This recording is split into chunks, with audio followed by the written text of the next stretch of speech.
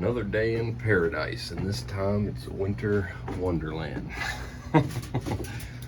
Always on a Friday. But you know, oh, it's hard to get in focus. You can see solid sheet of ice. Always on a Friday. Probably happened on a Wednesday. They wait till Friday to go in. You know, one thing that you really need to do is keep a Sharpie in your pocket, because it's helpful to start labeling stuff for the next guy. I went ahead and just put where the breaker was. That stuff's important, you know. On a roof, it often shocks me how, you know, like you'll have a bunch of these little condensers sitting around. People worked on them for years, nothing labeled. Anyways, I'm gonna be defrosting it with this here. It's my weapon of choice, hot water mist, and plenty of catch pans. What we're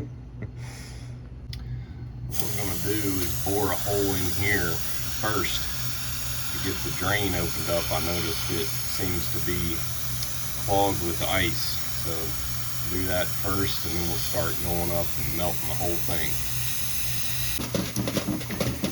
See why I put that full there? It's Murphy's Law. It always wants to fall in between the bins.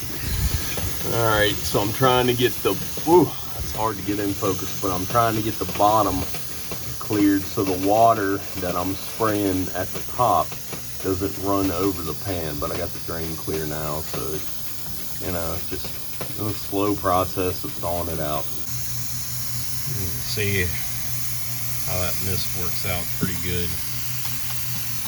You don't want too much water, and the way that I melted the bottom so that the water flows down the ice and into the pan instead of over. So it's coming along all right.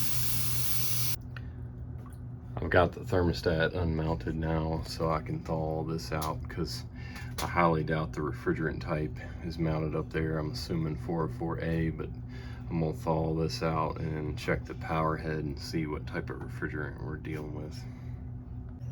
Pulled the fan blade, so now I'm gonna dethaw all this.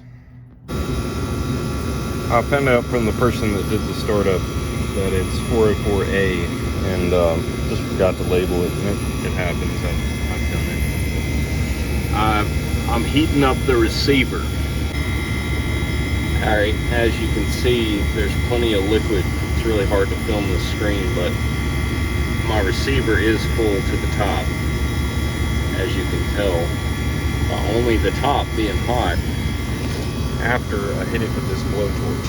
So I don't think we're dealing with a refrigerant issue. I don't know. I did find a cap tube that was rubbed through. There's better that rubbed through, so it just needs to be fixed at some point, but I checked it, it's not leaking. That's where it was hitting right there, so I just moved it back. Alright, it's running okay, you know, box is warm and whatnot, but still not bad. I may need to just leave this and come back. I gotta get ready to go out of town, but one thing I did notice is that the defrost clock is not doing anything. And even though it's a walk-in cooler, I still really like having defrost clocks. In my opinion, they should be on everything that's refrigeration, because in a chance, you know, in a case where someone leaves the door open and you get like real extended run times, you can still frost up.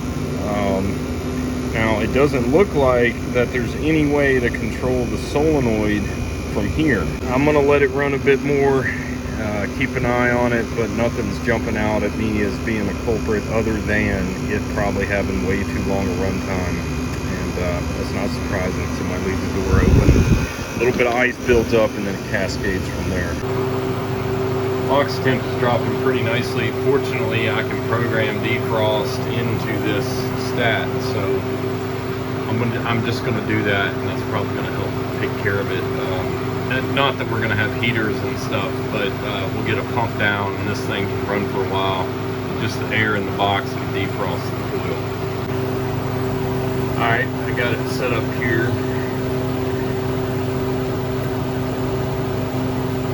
Let's see.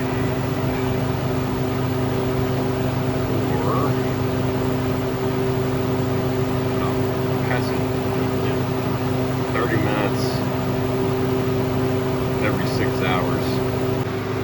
Well, that's it for today. Fairly simple one, but hopefully somewhat entertaining, maybe slightly educational.